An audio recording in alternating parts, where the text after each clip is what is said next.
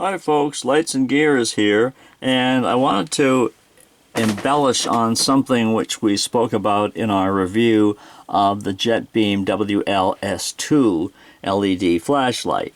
If you've watched my review of that, you will know that there was something in the description which indicated that the light could be used with a multitude of different batteries. Now when you get the WL-S2, it looks just like this. And it's a great flashlight, but it says on the box that it will take one CR123, one rechargeable 123, or two CR123, or one 18650, or one AA battery, etc., etc., etc. So what Jetbeam did was, when they manufactured this, is that they said that they made it compatible with all different battery types. But when you get the light, this is what you get, and all you can fit in here are either two CR123s or their rechargeable cousins, or one 18650, etc., etc. There's no way to accommodate the other batteries that they list on the box, especially the one AA or the one CR123. So anyway, Jetbeam didn't really say much about that, except that, I mean, they have their WL-S1, which was available, and basically any merchant that was selling the WL-S2 was saying that you need the S2 as well as the S1 in order to get the battery configurations, or in order to get the tube which is connected, you know, the tube which is part of the S1 to connect to the S2 to turn it into that kind of configuration. It was kind of confusing. But what's happened here now, as we have reached 2015, is that Jetbeam is now supplying the battery tube from the S1 to attach to the S2 to make those configurations possible. So, and if that seems confusing, let me demonstrate. Right here, well, in two pieces, right here is it. This is the tail cap right here, and the tube right here, to essentially the WL-S1. And attach these two together and attach them on the WL-S2, and there you have a smaller flashlight which is compatible with the other battery types. So again, this is what you get if you order the tube and the tail cap, just like this.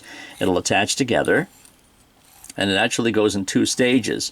If it goes just to this part right here, it's good for a 1 AA, or a 14500 rechargeable, or an NIMH rechargeable.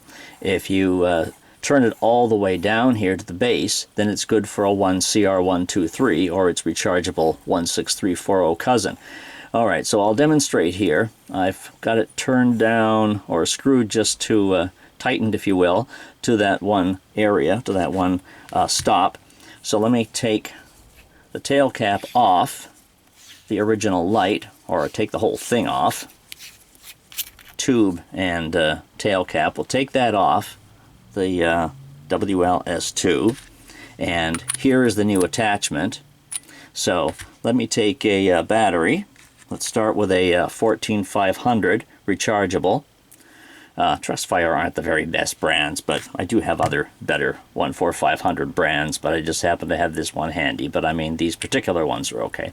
Anyway, so this would fit in, as you can see, and then we attach the head, and there you have it. It's now 4.25 inches long instead of the original length, and it's now, whoops, press the tail cap, and there you go. It's now operating on one 14500 battery, and it has the exact same functionality as it would if it had the two batteries, or the one 18650, as it would in its original configuration.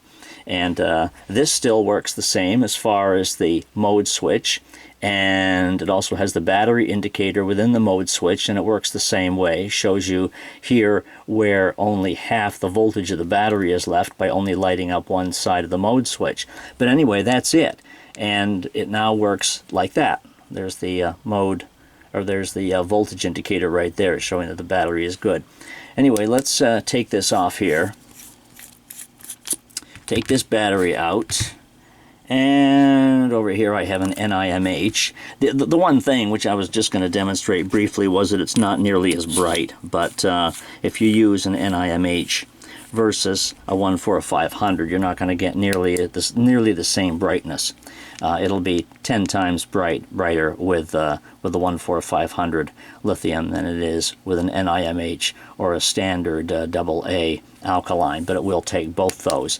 Anyway, let me go back over here, take this out, and what I was going to do was take the RCR123 here, the rechargeable cousin of the CR123, and what I need to do is turn this down, or screw this, tighten this all the way down, just like that, and then it will accommodate a CR123.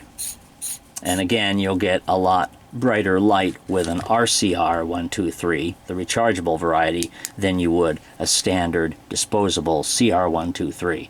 It is brighter with the rechargeable battery. But anyway, there you go. You see, same functionality, same everything else, but you just have a much smaller light. And that is what Jetbeam has done, is to make the tail cap and the tube from the S1 available to attach to the S2. And that solves the mystery and the problem of the original S2 and why it would not accept the batteries that they list on the package. Lightsandgear.com is my website for flashlights, batteries, chargers, and the rest. You can visit it there, take a look at the S2 and everything else. So that's it for now. Thank you for watching.